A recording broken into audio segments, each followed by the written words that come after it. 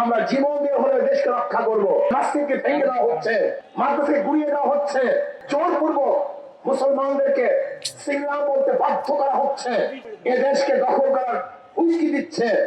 বাংলাদেশ হলো দেবী ভক্ত, মুদির গরু তারা হলো রামের ভক্ত।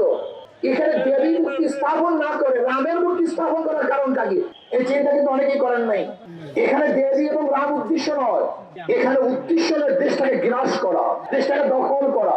আজকে আমাদের স্বরাষ্ট্রমন্ত্রী যারা এই দেশকে প্রদেশ বানাতে চায়, ভাগ করতে চায়, তাদের বক্তব্যকে স্ত্রীরক প্রাণ বলেছেন।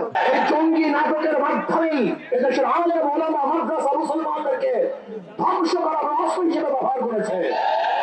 আমাদের সরকার জঙ্গি নাটক শুরু করেছে। শুভেন্দু অধিকারী সে তো আসার পরে ওই দেশটাকে নরকে পরিণত করেছে, খুনের রাষ্ট্র পরিণত করেছে, ধর্ষণের রাষ্ট্র পরিচালনা করেছে।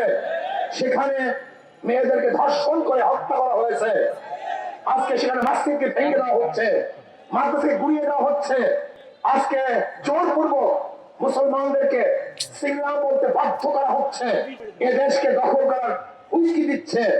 আমি স্পষ্ট বলবো, বাংলাদেশের মানুষ সজাগ হন, সচেতন হন, এ দেশকে রক্ষা করতে হবে। আমরা জীবন দিয়ে হলে দেশকে রক্ষা করব, রক্ত দিয়ে। আমরা আধিপত্যের বিরুদ্ধে আন্দোলন করেছি, সংগ্রাম করেছি, প্রয়োজনে আমরা আবার জীবন দিয়ে দেশকে রক্ষা করবো ইনশাআল্লাহ। এ দেশকে রক্ষা করার জন্য জনগণ চেষ্টা করেছে, সাধনা করেছে, রক্ত দিয়েছে, পঙ্গু হয়েছে। আমরা কি চাই? আমাদের স্বাধীন দেশে স্বাধীনতা বসবাস করতে চাই। ৯৫% মুসলমানদের দেশে ইসলামের খেলাফ কোন আইন হবে এটা আমরা চাই না।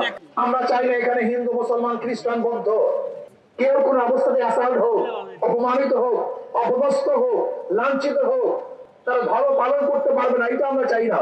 কিন্তু এইটা আমরা চাই না ধর্মের নামে ধর্মকে আড়াল করে সামনে রেখে এদেরকে বিক্রি করার ষড়যন্ত্র করবে, সেটা আমরা চাই না।